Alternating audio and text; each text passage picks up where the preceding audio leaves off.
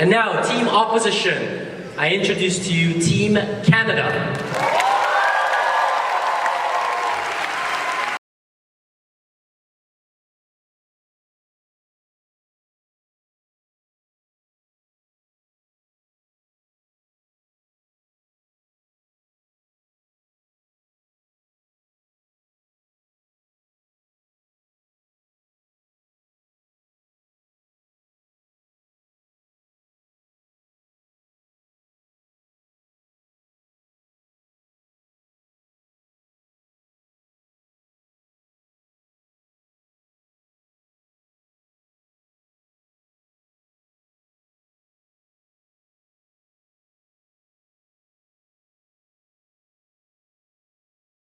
Hopefully you noticed that the music was chosen by the team members themselves as their entrance songs, not our taste, but it's very good taste. All right, with that, I'd like to introduce the 11-member Grand Finals panel, and I'll announce them one by one with their slides introducing them. So firstly, chairing the Grand Finals panel from Singapore, I'm happy to introduce Mr. Teck Wei Tan.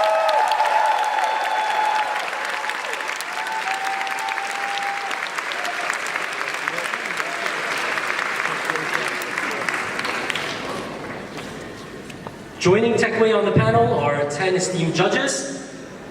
Firstly, Amrit Varshini Venkatesh from India.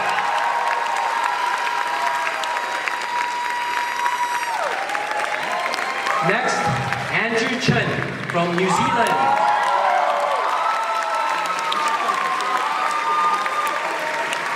Chansol Park from Korea.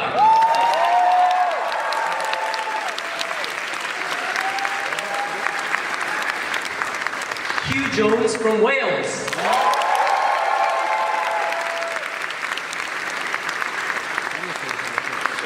Jacqueline Lin from China.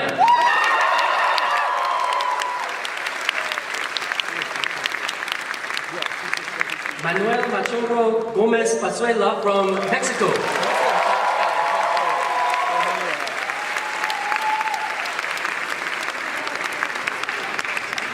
Raya Devish from Slovenia.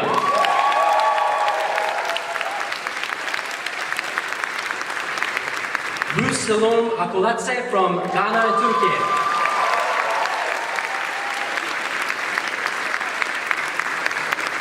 Shudipto or Ahmed from Bangladesh.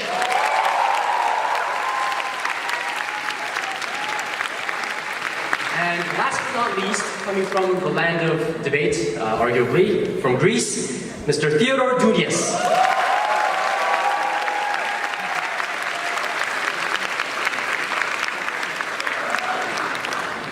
The three speakers on each side will be as follows. On proposition, the first speaker will be Ambika Grover.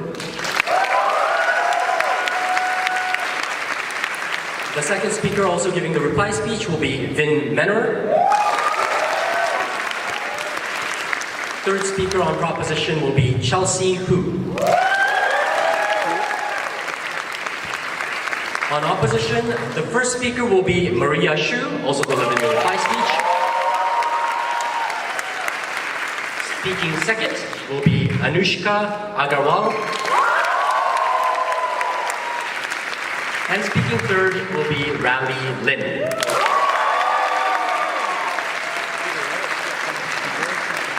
With that, my job is done. I hand over the microphone to Mr. Teck Wei Tan to run the rest of this debate. Thank you and enjoy.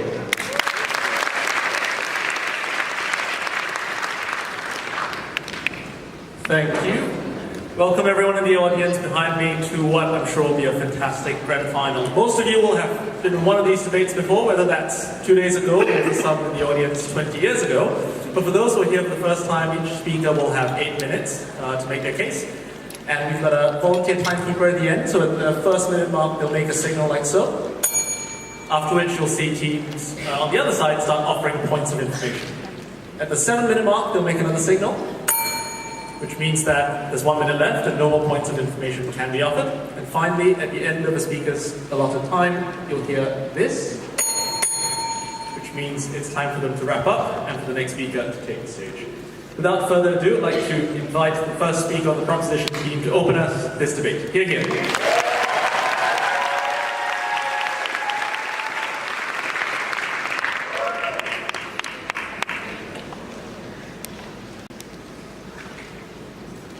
Just want to test, everyone can hear me all right? So before we begin, Team USI would like to extend several thank yous to a lot of people who've been crucial for us to get to this point. We are excited and humbled to be on this grand final stage in the first ever North American final. And before beginning, we wanted to thank a few people for making this possible. First, we extend our appreciation to Mr. Loke and the OrgCom for bringing us all together in this first live WSDC since 2019. His amazing team, including Benjamin Go and Joshua Park, VAT and others, have made this a memorable event. Mr. Loke was not deterred by the pandemic nor typhoon, and we appreciate his team's service to our community. We would also like to thank the CAP, TAB, Equity, and Complaints Committees for working tirelessly to take care of delegations from 64 nations, and the WSDC Board for its leadership throughout the year to increase the field of teams represented here. We would also like to thank our own national organization, the National Speech and Debate Association, led by Executive Director Scott Won and the Board of Directors, for their 10 years of support for the American team. The NSDA is committed to sponsoring a team that represents the enormous diversity of our country. We extend our gratitude to our head coaches, Aaron and Cindy Timmons, for their decade of leadership, coaching, and advocacy for us, and to Mrs. Timmons for being our team mom and manager as well.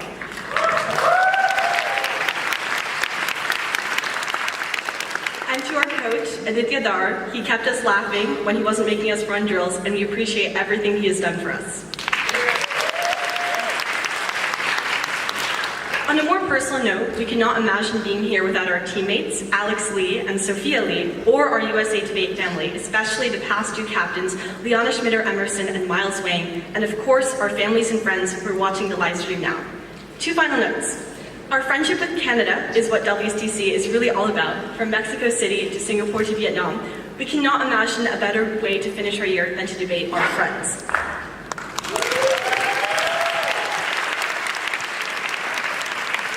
Finally, none of us on the United States team would be here today without the vision of Dr. Tuna Snyder, who brought this goal to the US back in 2008. He believed we could be here one day, and his desire to have a truly representative American team on the world stage led to the NSDA sponsorship and 10 years of our debate program. We hope to honor his memory today. He loved this event, and we are privileged to represent his commitment to a global exchange of ideas. Thank you all so much.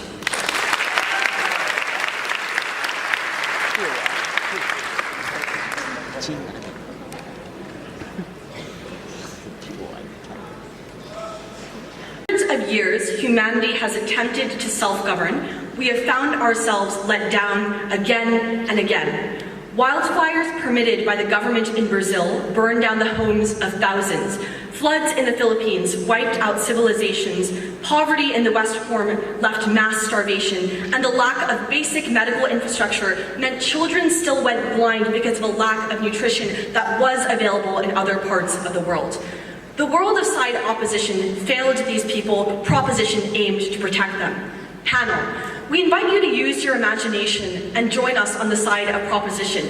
A world where the governments we knew today never existed. We invite you to join us in our quest to beckon in and welcome a kind AI or overlord we are proud to propose. In this speech, a few things. First, some notes on framing, then a principle on why utility maximization is the most important framework, and also why we get, secondly, more economic benefits for society. First, on framing. What does it look like for the world to be ruled by a benevolent AI overlord? We envision a world that is ruled by a singular governance structure which is entirely operated by AI. It is not analogous to an individual political leader. It has no capacity issue or corner of the globe we cannot reach with the breadth of this benevolence AI. This means that policies we implement are likely to be implemented, that millions of dollars in food would reach the most alienated, that the tents that the medical people actually set up on the ground would reach the most vulnerable, and redistribution efforts would ensure every individual was equally valued and granted an opportunity on our world. Number two, how would AI take action on our side of the house? Firstly, we think it would adopt a definition of benevolence that encompasses human values but eschews human bias. It looks like assigning equal values to each human being, not caring about individuals because of their skin, the money in their pockets, or the religion that they practice, and it constantly assessed and evaluated itself. It wanted to ensure that the actions it took were truly helping people, and it was self-correcting in nature, as most AI models we think are. 2, how do we measure global suffering?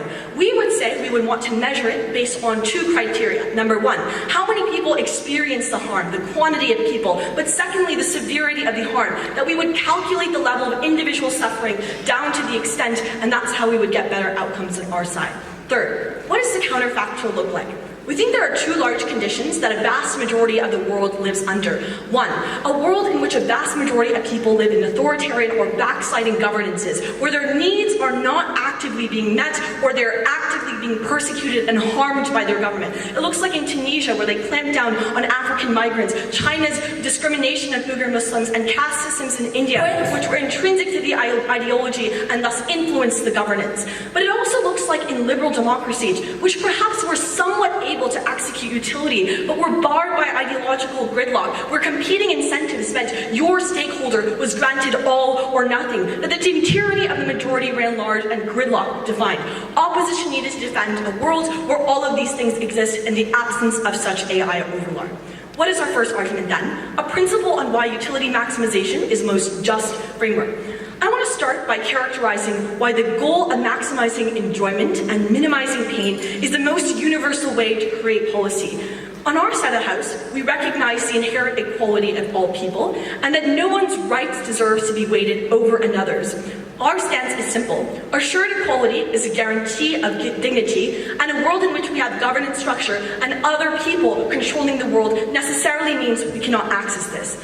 Further, we would argue the status quo was always inclined to make arbitrary decisions about who deserves to access these things, that the lottery of birth determines to what extent utility is granted, that by virtue of being born into a certain family, of a certain socioeconomic wealth, of a certain race or color of skin, necessarily was a prerequisite to the kind of benefits and social mobility I would have later on in our life.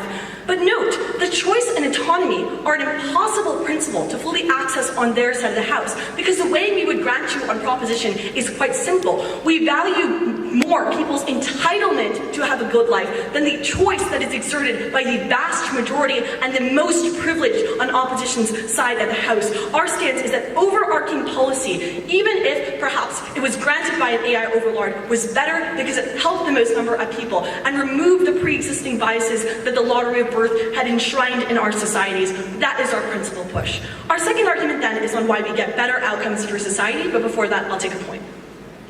Who is this AI program by? This AI program is by a society. It uses norms that exist about what benevolence ought to be. We think we have the burden, or rather the fiat in this motion, to assume that benevolence is based on the most standard definition. It means goodwill. It means caring about all individuals necessarily. It's insufficient for OPT to say that benevolence is just going to be like a one bad guy putting all their incentives out there. We think that's their side of the house.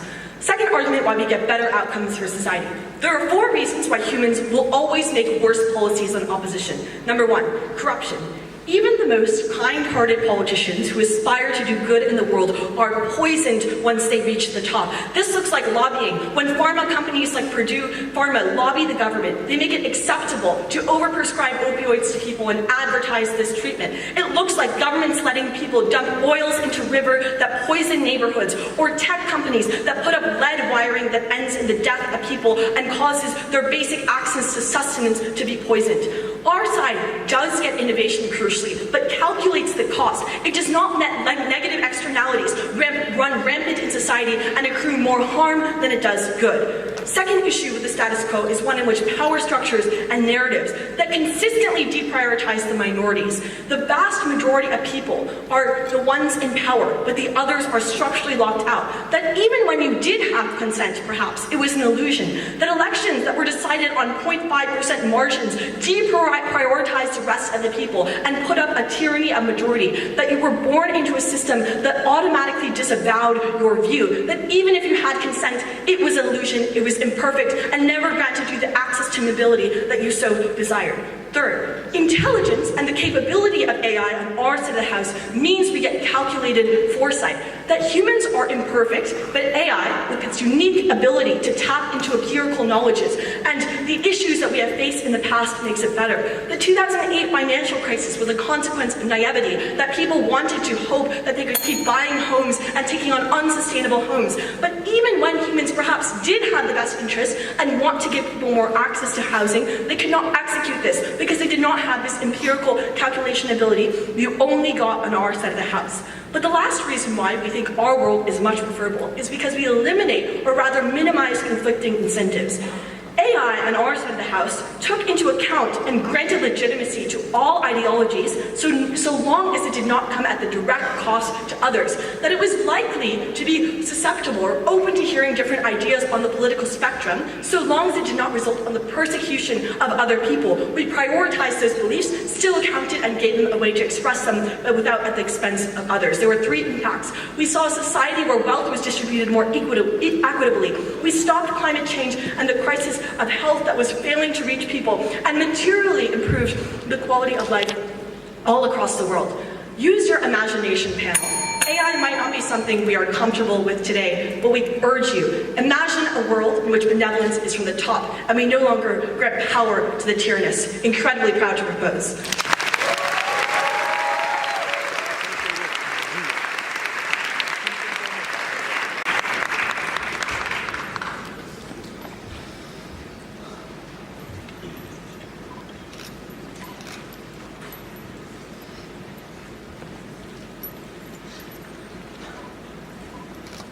Hello everyone, I'm Audible. I also have some brief words of gratitude, although they won't be nearly as eloquent as first prop. Give me just one sec to set up here.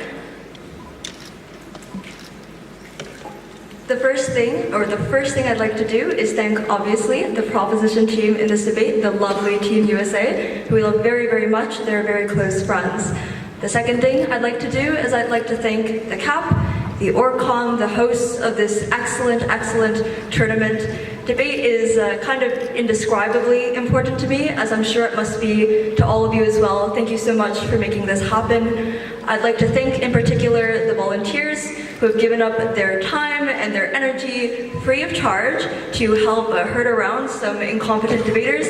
I truly, truly hope that you understand how valued you are in the WSDC community. And last but certainly not least, Canada may be debating as for this WSDC, but we are not for. And so to our last member, Angela, I'd like to thank you so, so much for sharing the tears and the laughs and the deranged case preps and everything in between with us. I really hope you believe me when I say this, but we are so, so sorry, and we love you so, so much. Canada is incredibly honored and humbled to be here today. Thank you. Okay, before I start, can I also make sure that America's POI mic is working? POI. Wonderful.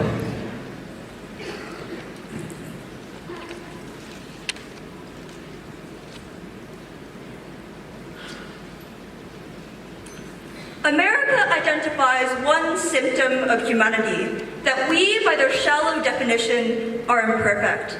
But in order to reckon with one imperfection, USA naively euthanizes the human soul. They murder dignity, they bludgeon choice, they leave behind empty courses that are void of any significant meaning. And because Canada believes that we are more than just cogs in a utility and maximizing machine, we will stand gladly on the side of humanity. I want to do three things in this speech. Frame that I should actually cut out the majority of their argumentation, some brief extraneous refutation to the Prime Minister, and then two arguments in the speech. The first on the fundamental violation of humanity, the second on risk aversion and the brutality of our AI overlords. The first thing that I want to do on framing, and the first thing that Canada wants to do in this debate, is clarify our understanding of benevolence. We think definitionally this implies some kind of well-intentioned action. The intention intention in this case is the reduction of suffering, and that means that it can be reduced imperfectly through the oppression of human rights, for example, by benevolent dictators that have existed in place like Singapore, by rash medical decisions that will kill people, that will cause them to lose their limbs and their livelihoods, through the denial of reproductive rights, through theft, through murder. They need to actually prove implementation. Second thing, that the reduction of suffering will be imprecise,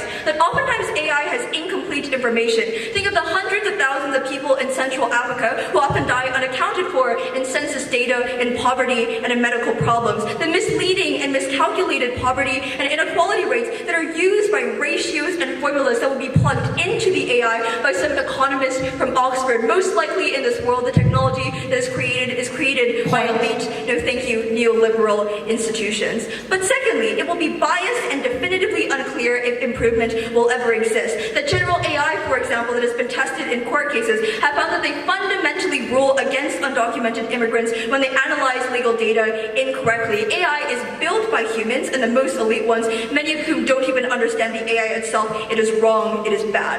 The reduction of suffering itself, though, we also think is imprecise. A minimization of suffering does not correlate with a maximization of happiness. That is to say, if I am poor, if I am chronically ill, if I am doomed to debilitating pain for the rest of my life, I can still believe in my happiness. I can still believe that I can love and be good, and that I should not die swiftly and easily as an AI would say. But lastly, that the world is improving, that there's greater technology for agricultural innovation, that there's social outrage that is spread by the internet, that there's globalization for trade and aid, that peace is achievable and doesn't need to come at the cost of ourselves.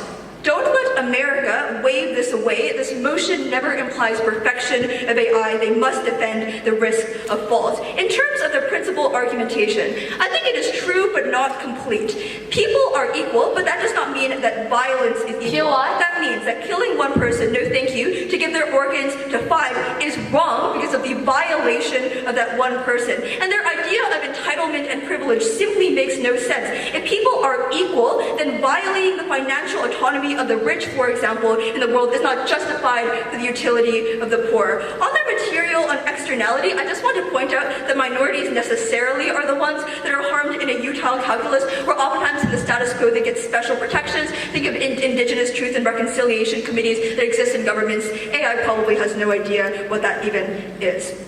The first argument on the violation of humanity, and the point of this argument I really think is simple, that this AI's mission necessitates that it strip away freedom, that it prevents you from choices that could at all cause any kind of suffering to yourself or to others. Why is this wrong? First, we are individual and dignified people. We are not born as a collective. We are not born into the state. We are born as independent people who get to choose if we want suffering for ourselves, for example. That we get to think and feel, and that is the purpose of humanity. That this machine means that we are governed by instances that are out of our control. And we think that we are governed by the idea that we have dignity and autonomy, no thank you. That our principles ought not be violated for the greater good. That life is equal but not the violation of it. But secondly, that this machine constructs obligations that are wrong. I'm going to be honest here. I care more about my parents than I care about someone who is suffering in Zimbabwe. I believe that all of you probably do as well. It is wrong to assume that the global order means that I must care about someone hundreds of miles away from me, and not the people that I have spent every day of my life with, not the people that I love so much I would give my life for them. This means that we have obligations to the people that we love, and it means we have special obligations that this AI will never assume because it cares about utility. We construct our societies off of the understanding that we have specific relationships. AI does not account for that. Thirdly, the AI is tyrannical. The state in and of itself is already existentially terrifying. It pumps our mind with rhetoric that we follow to adulthood and education. It saves us in hospitals or condemns us to jail cells. It is the state oftentimes, no thank you, that we receive autonomy over, such that we can ensure that we are able to make decisions and that we have some kind of choice. We think that is the requirement that proposition is never able to fulfill. Recourse against the arbitrary, no thank you, cage that we are born in. That means that we wrest away all of our idea of living and all our rights and capabilities to live away from us without consent. We have no control over the basic dignities that allow us to survive. But lastly, and I think this just defeats their argumentation, the only reason we care about utility is because of the choice we made to value it. It is fundamentally arbitrary if we even experience pain or pleasure in the first place. It's a biological or evolutionary ability to have nerve receptors or to have dopamine circuits. So it is the choice that we have made to value the pursuit of utility as a metric that has given it value, and that suggests, no thank you, that we should care more about the autonomy and the choice that we give to the things that are important to us that will never exist, and we have an AI overlord that is pushing the idea of utility onto us that we did not construct and that we did not buy into in of itself. The idea of utility in this AI and the pursuit of global peace will always come at the cost of human ideal. I'll take that POI.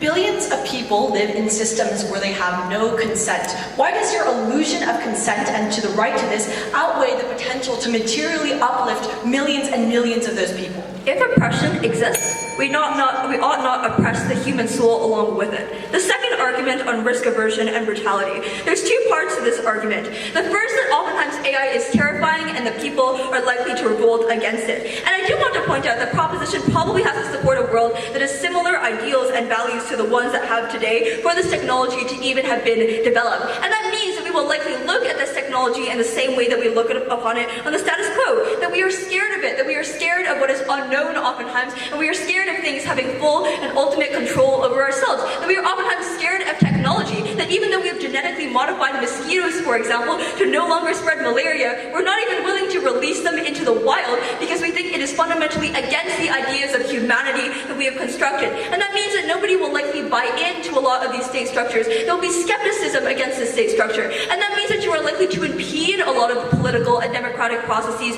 the proposition talks about. You're likely to have the AI need to, for example, oppress you in any kind of specific way, that this will cause more aggregate suffering on all of the lens. This is not, we think, the choice that individuals ought to deserve. This is not necessarily good. It imposes a cost on the people that we think we ought to be incredibly proud to oppose.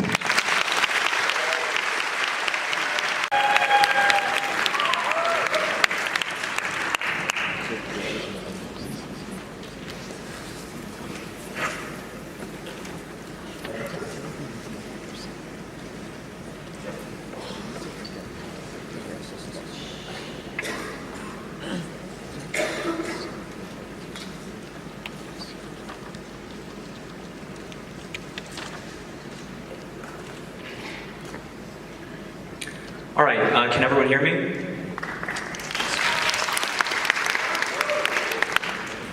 Side opposition gives you 8 minutes of platitudes about choice and dignity. But for the thousands of political prisoners in Putin's Russia, for the millions of African Americans that were unjustly incarcerated and persecuted, and for the billions of global poor that were oppressed by a capital system that prioritized profit incentives over human dignity, they had no choice. They had no human dignity. On side proposition, we were proud to prefer a kind, benevolent AI over selfish, callous human beings. In this speech, I'm going to be doing two main things. First of all, giving some top-level characterizations and framing, but second of all, giving you two key clashes that this debate has come down to. First on framing, three major notes. First of all, this is a prefers a world notion, which means on our side of the house, we wouldn't have existing government structures. From the beginning of time, we would have a benevolent AI that universally existed and shaped human preferences and structures. That's why all their arguments about humans coding this benevolent AI simply wasn't true. This AI would exist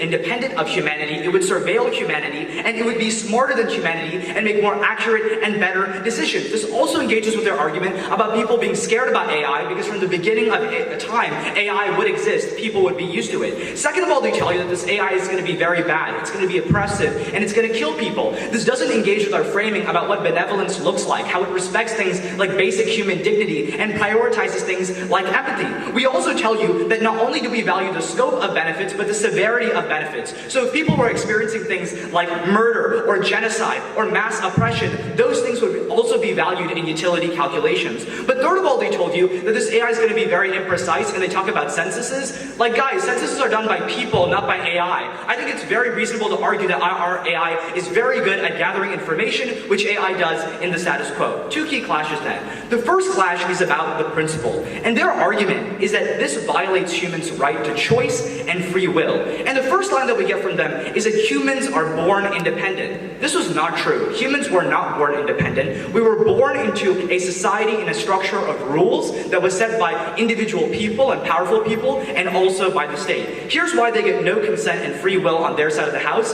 By the way, this was analysis that came out in Umbika's speech and was never engaged with. Number one was because of societal structures. Most people are born into the class they die in. Most people are born into communities that are incredibly oppressive and are not able to get out of that oppression. And the reason was because humans constructed power structures that preferred the rich and the elite. And these people that were born into privileged positions wanted to keep their privilege, which means people on the bottom rungs of society were never able to get free will or choice. But second of all, the state had a monopoly on violence and information, which means that people had no rights. The state controlled things like schools. The state controlled things like military. So you had no ability to access independent choice insofar as the state had a massive degree of control over your life. But second of all, we would argue that the reason why we value autonomy is because it allows people to pursue what's best for themselves, i.e. maximize things like utility.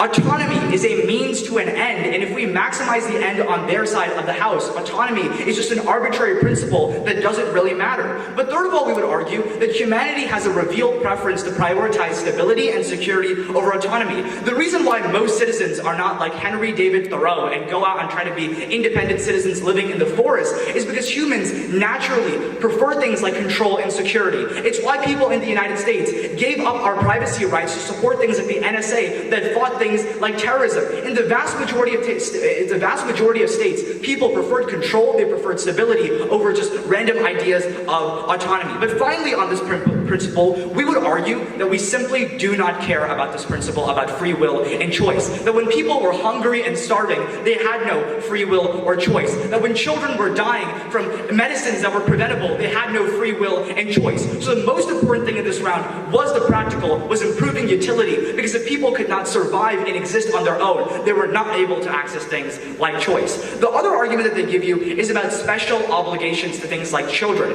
We would argue it's unreasonable to say all these special obligations go away. It's not like the AI is going to rip your child away from you or force you to put all of your income into places like Africa or just donate into charity. We think that utility maximizes people's benefits and their general enjoyment over life. But second of all, we would argue, no thank you, that oftentimes these special obligations are arbitrary and they hurt people. That when people prioritize their children, they defund public schools and put all their money into private schools. And the problem is that many people are not able to even fulfill those basic special obligations. Even if, yes, we reduce autonomy to some level, in the vast majority of cases, we maximize people's ability to access things like special obligations. Our principle then was barely engaged with. We told you that utility is a universal principle, that everyone could agree that suffering was bad, but people had very different conceptions about what rights were. Not everyone agreed to a right to property or a right to housing. But second of all, we told you that rights are incredibly arbitrary and unfair, that the lottery of birth affects your access to things like rights, that the vast majority of people that weren't land owning couldn't access something like a right to property. So at best, all their principles did was support some arbitrary notion of rights for a small minority of the population. Our principle was far better. The next thing I want to get into is the practical ends of this debate. And their argument was this, that a utilitarian framework is likely to lead to the oppression of minority groups. I have three problems with this argument. First of all, we don't just prioritize the scope of harm, no thank you. We also prioritize the severity of harm. What does that mean? That if someone is poor, it is more valuable to give them $1 than rich people $1. If someone is suffering from slavery, it's more valuable to unshackle them from that slavery than give more money to things like slave owners. So utility meant that the people that were suffering the most, that were the most marginalized, were most likely to get uplifted on our side of the house. But second of all, we told you there were natural incentives for AI to not be malevolent and do bad things on our side of the house. Because if I am a calculating AI, I know that if I just start murdering people willy-nilly, that is going to lead to massive levels of backlash and impede my ability to make good decisions. So we think that based on this utility calculation, AI is going to make decisions that aren't scary, aren't oppressive, because it inherently wants things like buy-in. Finally, minorities and poor people are things that are socially constructed. Racial differences were created by colonizers. These arbitrary differences only exist on their side of the house. We were the only side of the house that erased these arbitrary differences. Before I move on, go ahead. Why would an individual give their money on autonomy away for an external issue like poverty upon someone else? I really don't know what that means. Our argument is that a lot of people don't have money, a lot of people don't have choice and autonomy. So if you want to maximize autonomy, you have to give people access to things like basic rights, basic resources. What was our practical analysis then? We gave you 4 independent reasons why policy was going to be terrible on their side of the house. Literally no engagement by the opposition won. That politicians were selfish. There are massive power structures that exist. That humans had bias that impeded our good decisions. And finally, there were a massive collective action problem. An AI that was blind to social decisions, had access to more data and was more predictably accurate, was going to make better decisions. All they gave us was mitigation, that the AI was going to be imprecise. But I think you have to judge this debate on a comparative. An AI that has access to massive levels of information and predictive power is way better than a bunch of humans conducting a census on their side of the house. They also try to access our benefits. They're like, they get technology, they get globalization. But who does globalization help? The elite people that created structures like neoliberalism. If you want to benefit the most people, you have to vote for our side of the house. Panel, I think this debate is ridiculously clear that all they gave you were a bunch of arbitrary principles that never helped anyone. The only side that maximized both principle and practical benefits was our side of the house. It is the clearest proposition ballot ever. Thank you.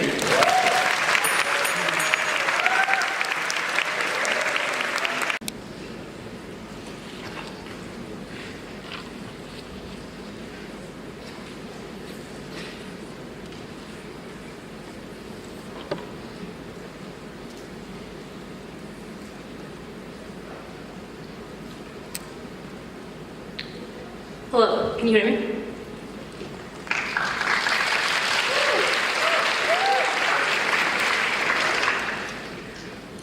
Human lives should not be used as commodities in the production of utility.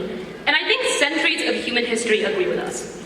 In the 1960s in Ho Chi Minh City, only a few hundred kilometers south of where we are today, dozens of monks set themselves on fire in protest of religious oppression. They traded their bodies and comfort for a glittering opportunity at a freer and more hopeful life. In Tunisia, in 2010, they paid for their votes with broken bodies. In Hong Kong, in 2020, they paid for their voices in tear-gassed streets. What I think this demonstrates is that the cold, hard utility proposition proposes is not enough. Our lives are incomplete without autonomy, identity, and the ability to decide for ourselves what is meaningful. USA strips that away. I want to talk about 3 things in this speech. Firstly, what is AI likely to look like? Second of all, on human liberty, and third of all, on the reduction of suffering.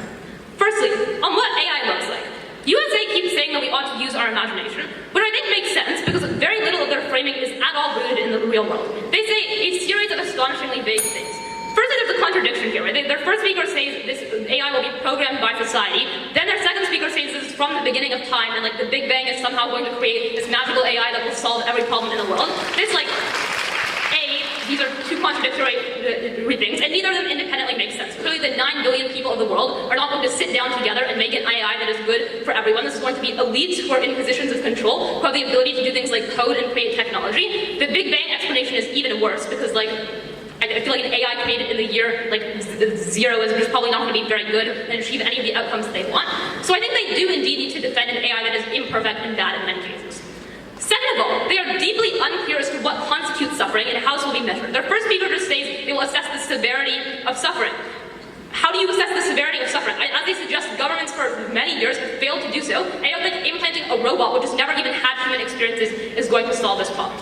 And lastly, they try to get around our harms of things like murdering off people who will suffer in the future by saying there will still be a basic protection of human dignity. This is vague, and they don't tell us when and not they will prioritize things like utility, but I also think it's deeply tense with their case. Their case suggests that we should prioritize the reduction of suffering at all costs. So clearly this does require them to defend a world in which you would do things like, for instance, painlessly kill someone with deep chronic pain, because if it is true that the suffering they will experience in the future is so bad, that is, according to their own case, a life that is not worth living. Where I think we are left at the bottom of this theme is that proposition is defending a model that is imprecise, that is often unfair, and that is unjust. On our side, it is true that political systems are imperfect, but we will solve many of these problems through a relatively greater degree of choice. Yes, it is imperfect, but it is clearly better than a worldwide deterministic machine that tells people every single decision they ought to make. Firstly, let's talk about human liberty. What we said from first is that their policy engineers utility through breaking and crushing the human soul. This was not a series of platitudes. We had reasons within this argument. I personally want to deal with their claim at the top, which is their response, where they say the majority of the world is being completely oppressed by social structures in a way which means they do not have choice. I think this is untrue. Clearly there are some people who are living in abject poverty in an authoritarian state. I'll deal with these people later in my speech. But I think the average human being in the world in the 21st century, where we think this debate is set, is actually not living an incredibly terrible life where they have nothing good. And I think that's like a weirdly pessimistic conception of this debate.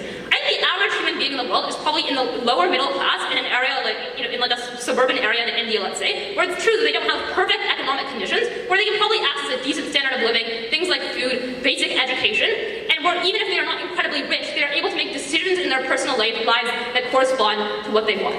What are the parts of our argument that we give you here that I think don't get sufficient response? Firstly, we tell you about personal choice. And I want to note that this debate is not just about what policies the government makes. Their model says they will go to every corner of the earth. That presumably their robots will be controlling the decisions that doctors make about patients, the decisions that teachers make about their students, that police officers make about justice. So even in an authoritarian state like China, there are still basic degrees of personal choice that we have in our daily lives. The fact that if I go to a Chinese doctor, they don't just murder me if I have chronic pain, because they ask me what I want, even within that system. Their only response to this is that people are means to an end. This is completely asserted. We don't think they are means to an end. We think people are born with a human will that is important. I think all of the revealed preference material that I give you in the introduction suggests that people do in fact value this liberty, and that even under a utilitarian frame, people in your world will be worse off because they don't believe that their world is free. But lastly, that even on a non-utilitarian basis, we think choice is important. Notice just how cruel their world is. Maybe in rural India, it is not utile for someone who is gay to freely express their sexuality. Maybe if we sum up the disgust and anger that hundreds of other people in their community feel, and we add them together, we say that this person shouldn't express themselves. But clearly that is deeply wrong and unjust, and that is because we believe that people have rights as individuals, independent of what is good for society. This is also why I think it's very absurd for them to make a positive claim about minorities. The reason why you are minorities is because you are a numerically smaller proportion of society, which presumably suggests the number of utility that these people have is smaller. Before I move on, I'll take a point. Benevolence is not forcing people to make choices they don't want to make. Because if it is true that people are the ones programming this AI, then presumably we do care about things like human dignity, and choice still exists under our side of the house. So I think every single one of your impacts relies on people making choices they do not want to make. I don't want to donate all my money to Zimbabwe, but clearly I have to do that in your side, so you do need to defend stripping away choice. On political choice, I think people vote on decisions in many cases. They say the world is authoritarian. I think this is untrue. There are many free societies, right? 300 million people live in the US. Hundreds of millions of people live in Indonesia. India, the country with the thinnest 1.4 billion people, is a democratic country. It is so confusing to us that they talk about Putin when their model is they will create a massive robot dictator that rules the entire world and forces people to do anything. Yes, this is imperfect, but it is relatively more freedom than them. And lastly, we say people have a revealed preference towards valuing choice. I think many cases in the introduction prove this. Centuries of protest. They say Americans give up their privacy for the NSA. It's very strange to us that they pick the single largest liberal democracy in a case where people value gun rights above the fact that children get shot in schools. Clearly, this is a great example of why people care more about freedom than suffering. Lastly, let's talk about suffering. They say they will reduce suffering in a variety of ways. The first thing I want to do here is bring back our criticisms, which I think go unresponded to in a lot of cases, on why this suffering will be reduced imperfectly. First of all, a lack of data. They say the AI will just find this data. They don't give us any logistical explanations of how you do this. I think the reason why it's difficult to solve things like poverty in the developing world is often because there are things like war zones, where it's difficult to get precise information on how exactly you should solve these problems and what the severity and depth of suffering are. In the cases of things like mental health, it's very difficult to quantify the suffering that people experience because you cannot go into their brains and decide how deep that suffering is, which means you're likely to prioritize things like physical damage and over the more subjective emotional and mental pain that people might be feeling. Second of all, there's a lack of moral concern for some groups of people. This is because you are programmed by a privileged elite who don't care about things like poverty in the developing world. It is true that this AI is benevolent, but there are still incredibly subjective trade-offs that you have to make on things like severity, so we think the definition of these terms will be done in such a way that privileges some groups of people over others. And lastly, I do indeed think that the world is getting better. They try to deny this and they just say neoliberalism is bad. But let's just look at the world around us, right? First of all, I think there's been a rise of technology. We are living in an era where things like medication and healthcare are available at the lowest cost that they ever have in human history because we have balanced things like intellectual property rights against access. There's globalization. They say neoliberalism is bad. The point is trade has resulted in an era where more people are able to access low-cost goods to be employed at higher rates because there is a spread of goods and services across countries. There is a rise in political freedom because of democratization with things like social media, the fact that people rise up and get inspired by other countries. Yes, it is imperfect, but even if the trade-off in this debate is some poverty, we of USA. USA builds their policy on an unjustifiable sacrifice in order to save people's lives. They take away the things that make our lives worth living.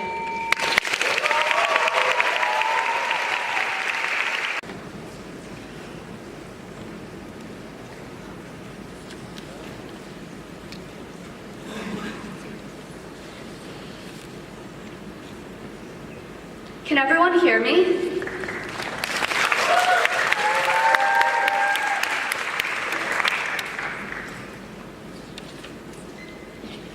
Side opposition's conception of human choice all throughout this round has been remarkably unsophisticated. Did 2 billion people really choose to live in acute poverty, to watch as their famished children's ribs became pronounced under their skin, to uproot their families and their cultural roots in seeking something so elusive as shelter? We say that human choice does not exist in the status quo. It does not exist in a world where status, where wealth, is the currency of choice in the first place, and that is a currency that most people could not afford. We're very happy to propose this motion.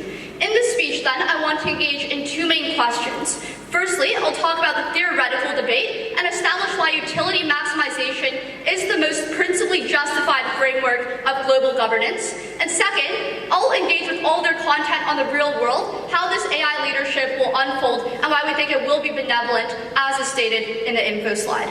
Firstly, then, on the theoretical grounds of which principle is more justified.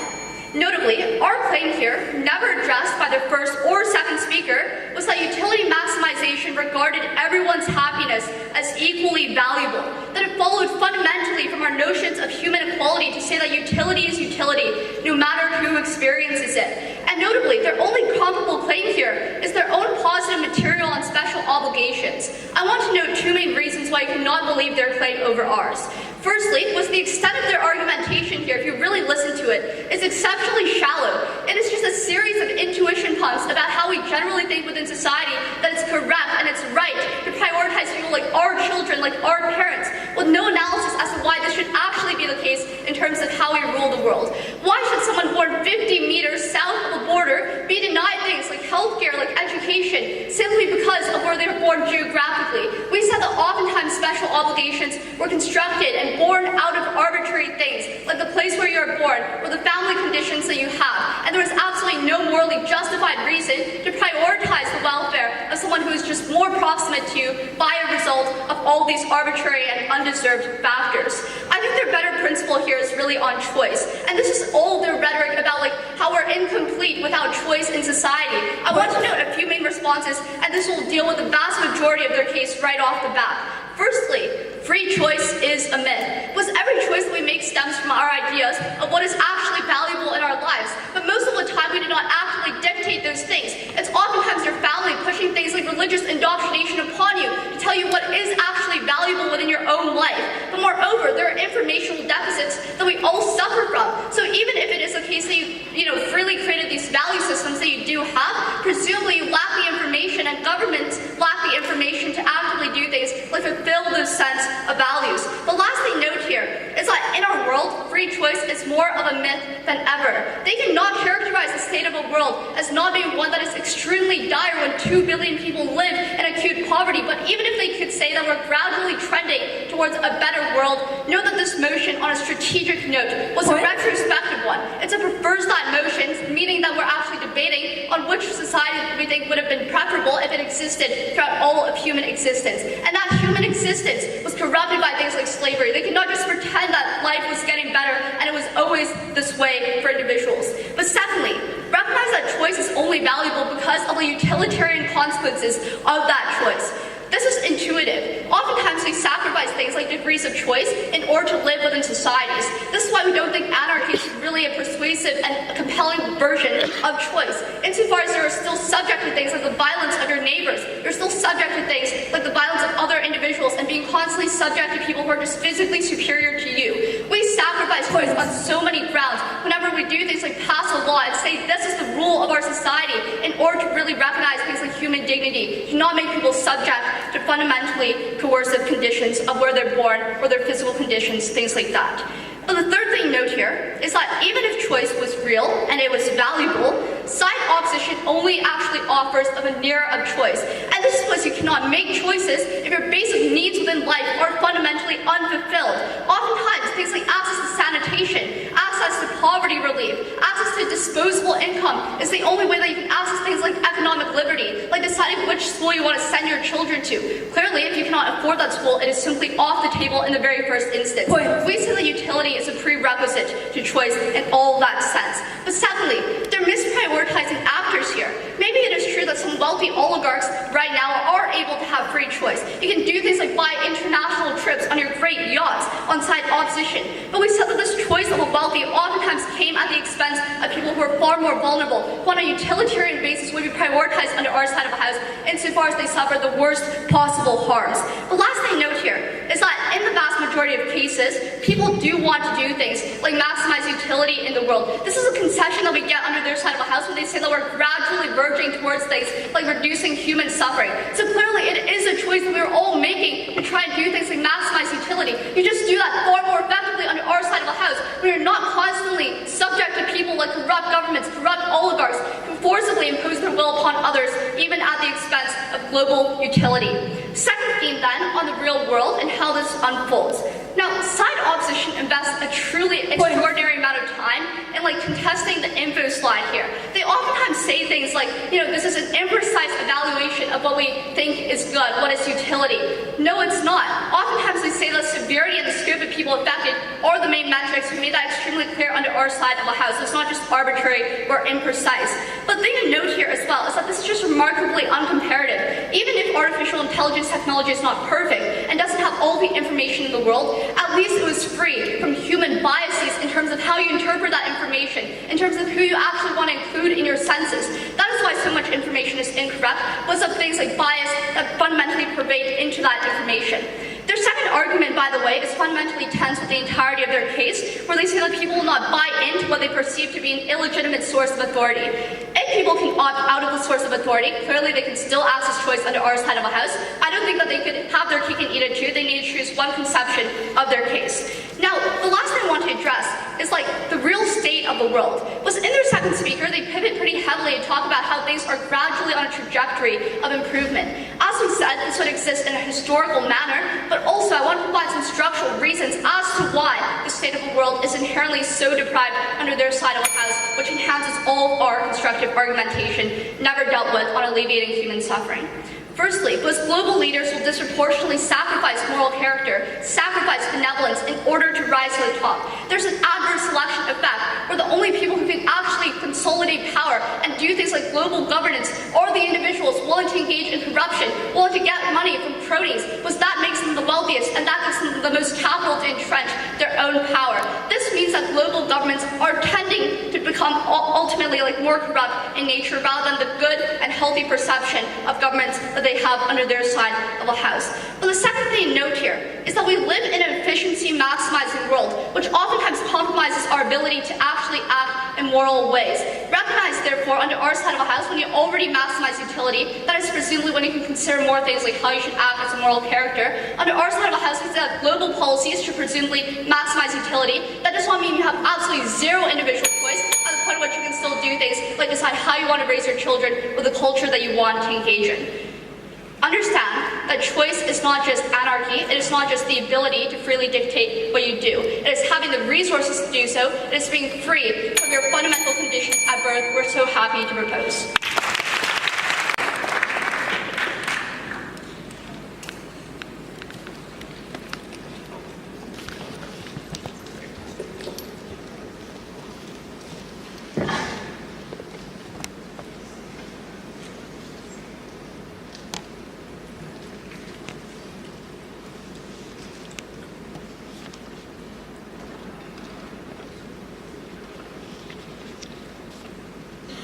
Ready?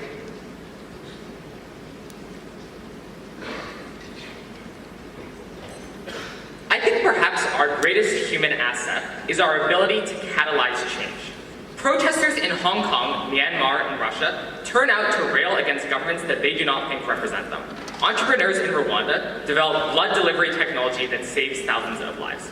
If the world is bad, as Proposition says, change is possible. But prop locks the world in stasis in a way in which we thought was unjust.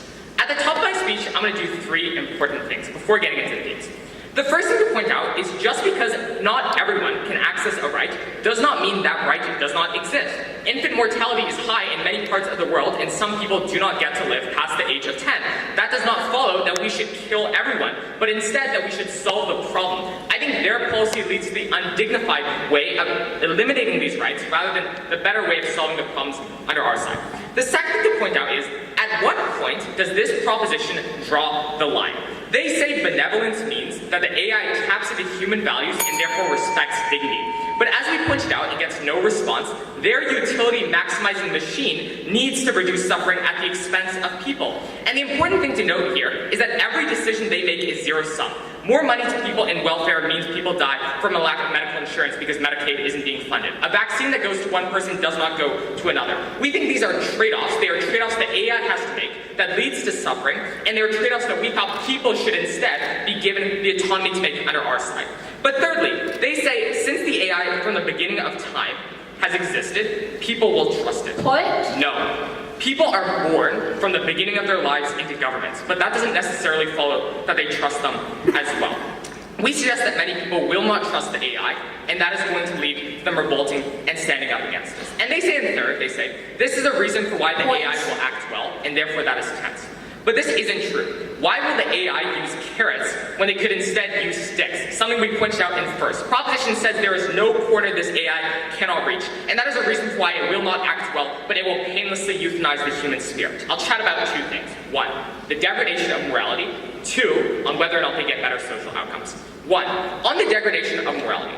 I want to point out at the top that utilitarianism is not a cop-out by proposition. They also need to prove why it is a valid moral framework to use, just as any other, through intuition pumps as well. And there are 3 ways I'm going to suggest our side is more just. 1, by explaining why utility is not the most universal thing. 2, by bringing back all the ways their machine violates fundamental moral principles.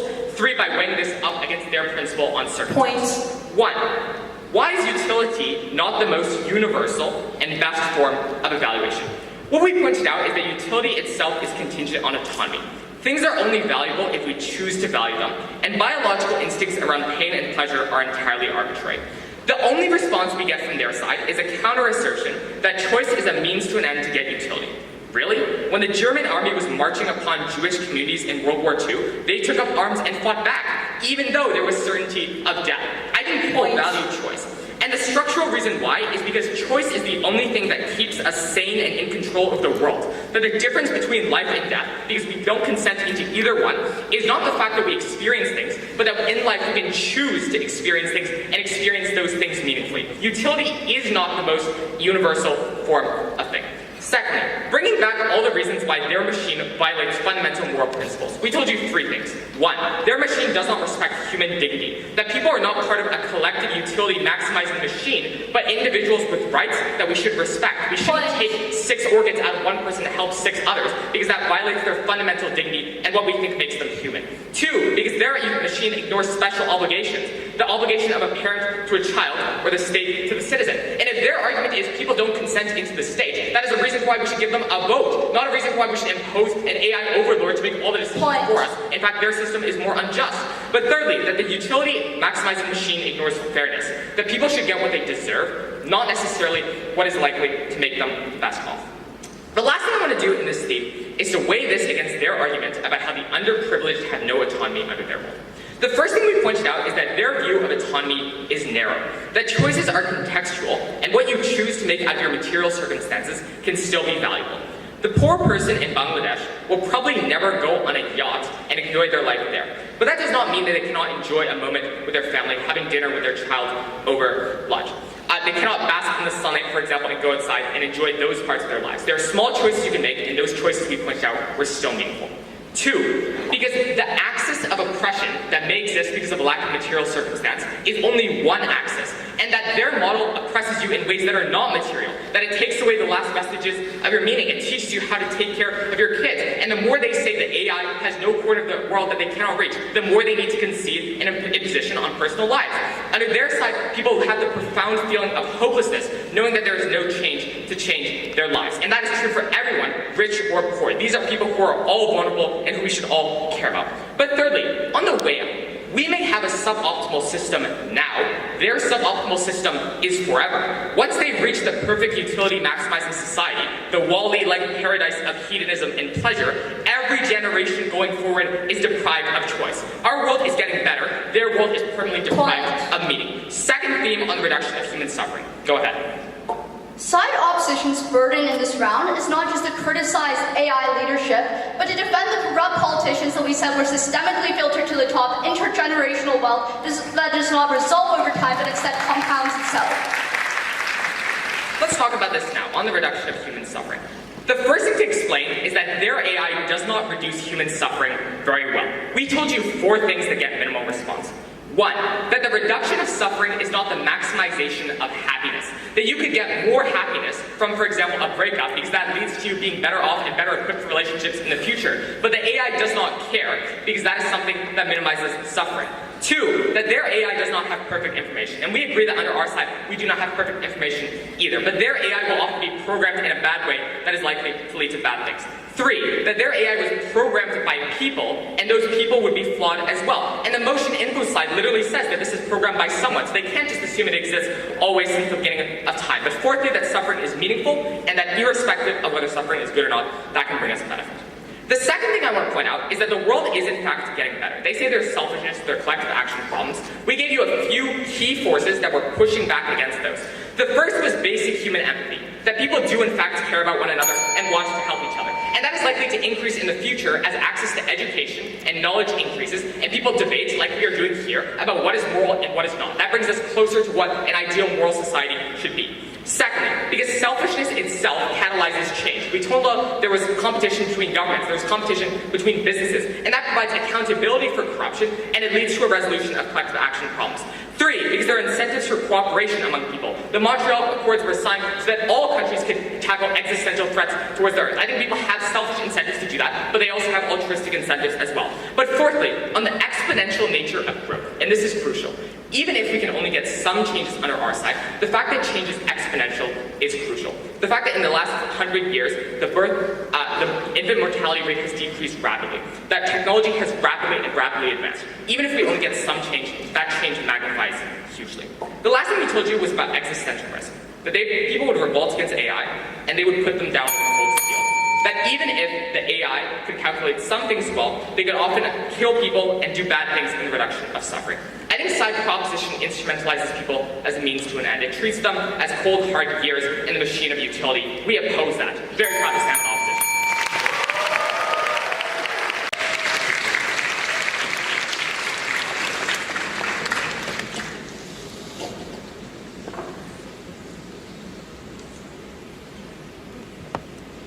Good.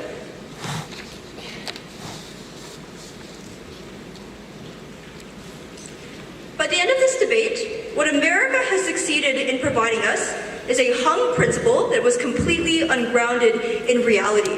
They rested their case on the idea of some unbiased computer system that had existed since the Neolithic age. But unless I've somehow failed all my CS classes, AI is built and AI is programmed. So the biases that we mechanized from first, all the reasons why AI would never be equal, why the perfect world that they envision and they rest their principle on would never come about, get legitimately no response. And I do think that America realized this, because by third, they completely stopped pushing any kind of comparative and just continued telling us over and over that poverty sucked. So what is this case that we get from proposition? The world was unequal, we agreed, but they lacked any kind of specificity to the tyranny of AI overlords as the solution. So I want to point out 2 reasons why you can give Canada the ballot, and very clearly give Canada the ballot. Let's firstly talk about the normative aspect of this debate, which we very, very clearly won. I want to point out in the way that America makes their principle that it is hung on actually causing more equality, on actually making sure that they can lift people out of poverty, because that is what they say deprives people of choice. We pointed out that it wasn't necessary for us to prove any kind of practical benefit so long as this was a deprivation of choice. We told you choice was necessary for the human ideal and the human dignity. And the kinds of responses that they gave to us, number one, your principle is based on intuition pumps. Your principle is based on intuition pumps. All principles are based on intuition pumps. Makes absolutely no sense. But we told you that there were specific relationships that you had to the people that you loved that we already existed in society.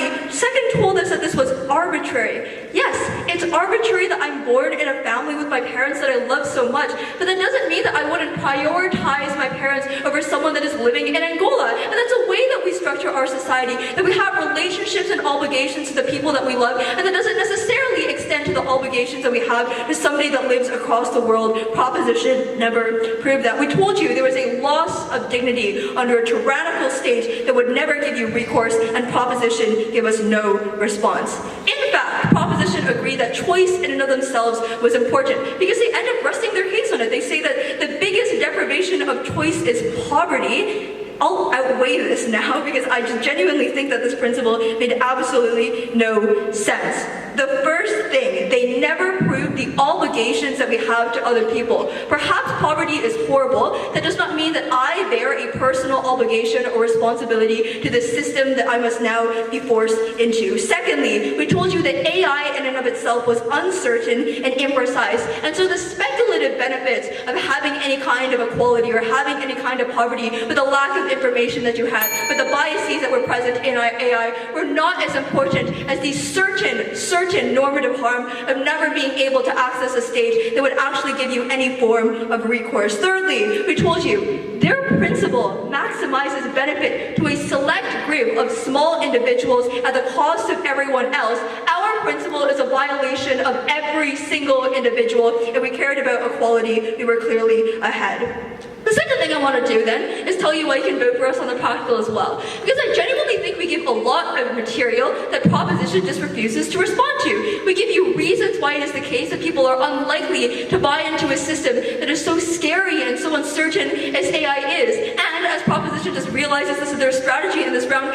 hand waves it all away with their magical world that is not based in any kind of scientific reality. Evidently, it is clear that technology evolves and we adopt it in AI, and that is a reason why people are probably unwilling to live under technological overlords. So devoid of any principle as well, they're unlikely to be wanting to be in this situation. That's a reason for all the kinds of political impediment that we pointed out that probably cause more mass violence and probably cause more of the harms that Proposition thought was so bad. We ought not give our souls away for a system that they prove nothing good will come of.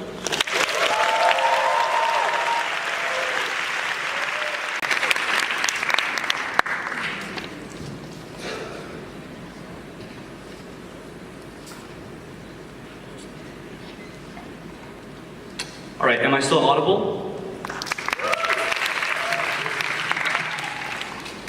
Panel, I think we all know why side opposition lost this round, and it was because they simply were not comparative. They put the vast majority of their offense and their time into a bunch of arbitrary model quibbles that never won them the debate. Their burden in this round was remarkably clear. They had to prove why the current status quo that we live in was better than a world of benevolent AI. And we disagree with them. We don't think that the world was trending in the right directions, where democracies were backsliding and autocrats were becoming more powerful. We don't think the world was going in the right direction, where our entire society and civilization was threatened by climate change. We don't think the world was getting better when wealth inequality was getting worse and worse than ever before. It's because they have no comparative in this round that they lose this debate. Two key clashes in this round. These are their paths to the ballot. Their first path to the ballot is this principle of choice. Here's why they lose it. First of all, they were very extreme. We tell you that people probably still get some level of choice on our side of the house. They're able to enjoy meals, take long walks on the beach, and have children on our side of the house. The question is, who do you want running the government? A benevolent AI or a selfish political leader? That was the real delta in this round. But second of all, their principle was incredibly hung because they had to prove that in the status quo that people had true choice and autonomy. autonomy. And we gave you 3 reasons why people didn't have choice and autonomy. That your family and your parents were likely to indoctrinate you. That there were societal structures like massive levels of wealth inequality that prevented you from improving your material conditions. And that most importantly, that on their side of the house, the state had a monopoly on violence and on information, which means that individuals had no ability to self-determine. Their concession is that it's okay if some people have choices and other people don't have choices. This does not respond to Chelsea's material,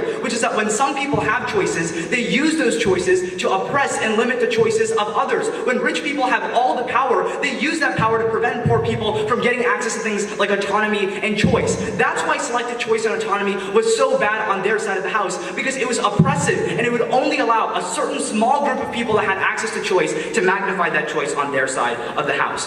Our principal material was about utility, and I think utility was far better because things like suffering were equally harmful to any kind of person. Every single person suffered when they lost a family member from a disease that could have been prevented. We think this was a far better system to create because it's objective. It's not based on arbitrary rights that no one can measure. How do you measure the right to religion versus the right that a gay person has to love someone very, very dearly? Our principle outweighed their principle on 2 levels. First of all, was on a prerequisite that you could never get access to basic rights and choice if your basic needs were not being met. But second of all, was on scope, because choice was limited to a small group of people that had privilege and had power. Utility expanded to all people across the world. The second thing I want to talk about is social change and practical benefits.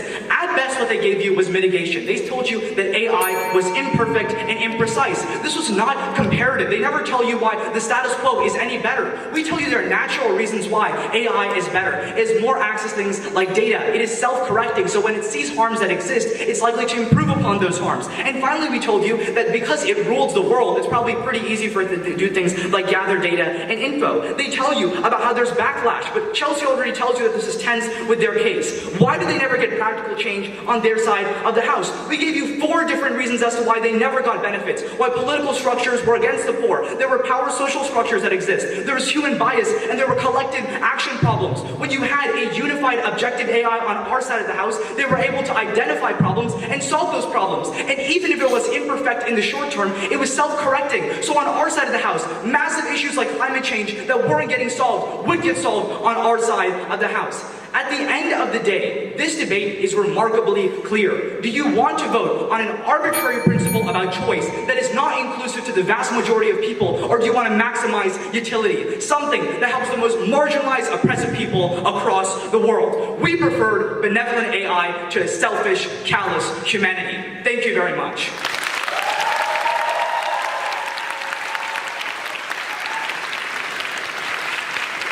And to all 6 speakers.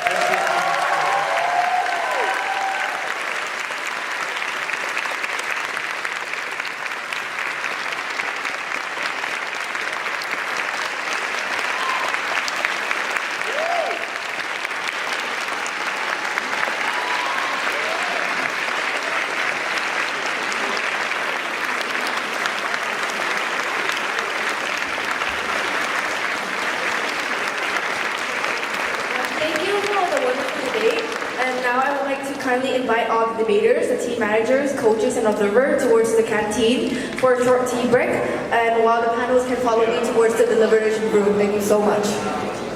Yeah, sorry, not the canteen, just right outside the hall. There's some things that you can eat.